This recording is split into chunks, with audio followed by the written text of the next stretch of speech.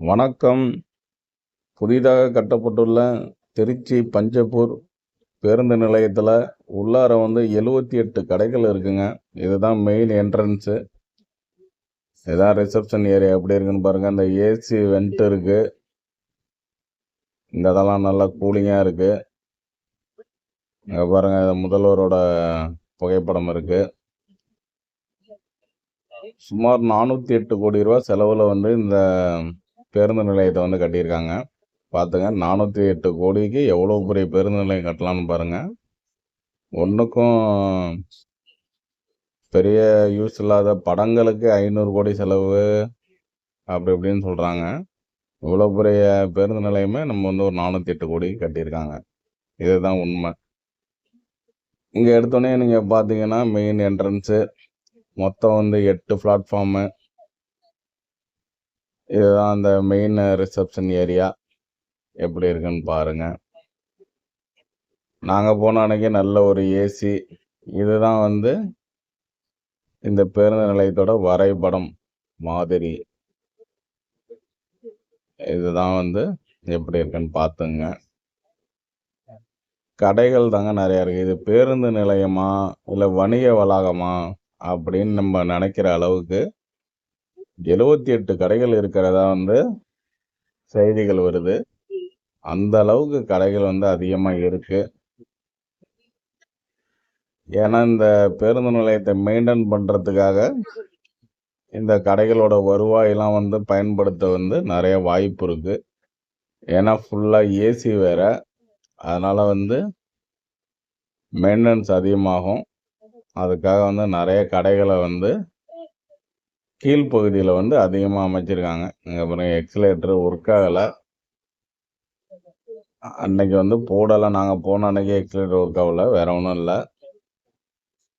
கொஞ்சம் நேரம் கழித்து போட்டிருப்பாங்க.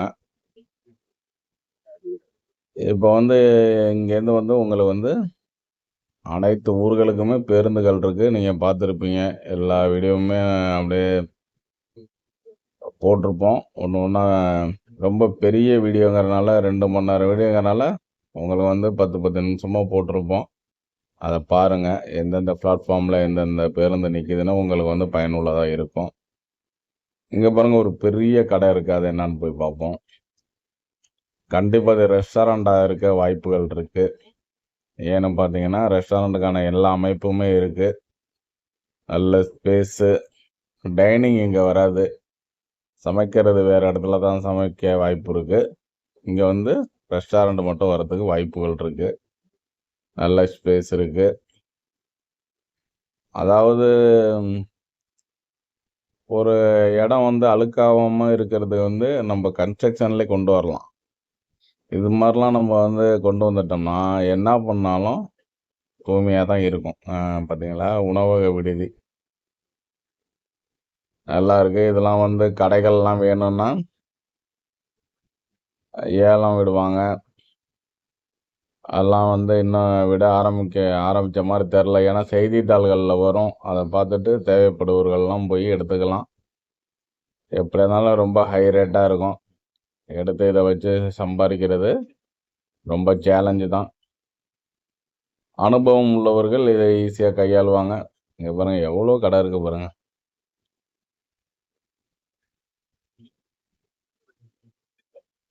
இந்த இடத்துல ஒரு லிஃப்ட் இருக்குது. இது சென்ட்ரு பகுதிங்க. அதாவது பிளாட்ஃபார்ம் 3, 4 அதுக்கு எதிர்த்தாப்புல உள்ள ஏரியா ஃபுல்லாக கடைகள் தான் இருக்குது. இந்த பக்கம்லாம் கடை இருக்குது. இதெல்லாம் நம்ம சாதாரண பொதுமக்கள் ஏதாவது ஒரு பிஸ்னஸ் பண்ணணுன்னு எல்லாருக்குமே ஒரு ஆசை இருக்கும். எந்த ஒரு ரிசர்ச்சும் இல்லாமல் போய் ஏதாவது ஒரு கடையை பிடிச்சி விடாங்க. பஸ் ஸ்டாண்டில் கிடைக்கிதுன்னு. பஸ் ஸ்டாண்ட்லேயே இப்போ ஓடாத கடைகள் நிறையா இருக்குது. மெயினாக பார்வையெல்லாம் இருக்கணும். அது மாதிரி தான் மெயினாக பார்க்கணும். பஸ் ஸ்டாண்டில் கடை கிடைக்கிது அப்படின்னு பிடிச்சிட்டு அது சரியாக சக்ஸஸ் பண்ண முடியாதவங்க பல பேர் இருக்காங்க. அதனால் ரொம்ப பொறுமையாக நிதானமாக ஏதாவது கடைகள்லாம் பிடிக்கணுன்னா இந்த இடம் ஓடுமா என்னான்னு ஒரு 20-30 தடவை அந்த இடத்துக்கு போய் பார்த்து ரிசர்ச் பண்ணி உங்களுக்கு தேவையானதை வந்து நீங்கள் வந்து ஸ்டார்ட் பண்ணலாம். இங்கே பாருங்க எவ்வளோ கடைகள் இருக்கு பாருங்க. 78 கடை. இப்படி என்னதான் வரப்போகுதுன்னு நமக்கே ஆச்சரியமாக இருக்குது. அதே மாதிரி கீழ்ப்பகுதியில் வந்து நாங்கள் போன அன்னைக்கு எந்த ஒரு ரெஸ்ட் ரூமுமே வந்து திறக்கலை. எல்லாமே லாக்கு தான். லாக் பண்ணி வச்சுருக்காங்க.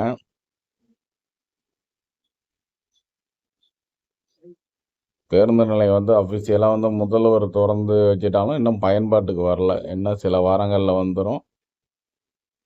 பார்ப்போம். ஏன்னா திடீர்னு இப்போ இந்த மத்திய பேருந்து நிலையம், சத்திரம் பேருந்து நிலையத்துலேருந்து எல்லாத்தையும் இங்கே ஷிஃப்ட் பண்ணோம். பண்ணிடுவாங்க ஒரே நாளில். பார்ப்போம். சத்திரம் பேருந்து நிலையத்துலேருந்து இந்த பக்கம் பல ஊர்களுக்கு அங்கேருந்து வேறு மப்சல் பஸ்லாம் போய்கிட்டு இருந்துச்சு. அதையும் கொண்டு வந்து இங்கே தான் வைக்கிறாங்க. ஆனால் சில ஊர்களுக்கு வந்து போர்டு இருக்கிற மாதிரி தெரியல.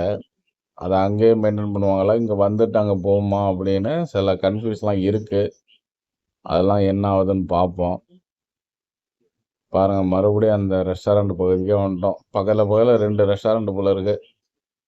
ஒன்று வெஜ்ஜு, ஒன்று நான்வெஜ்ஜா, அதெல்லாம் என்னான்னு தெரியல. பார்ப்போம் என்ன வருதுன்னு.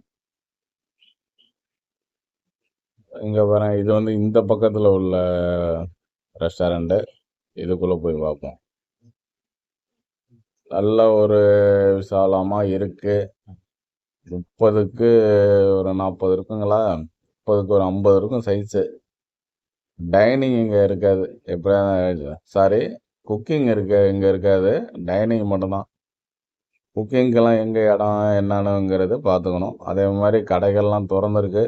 எவ்வளோ சைஸுன்னு பார்ப்போம்.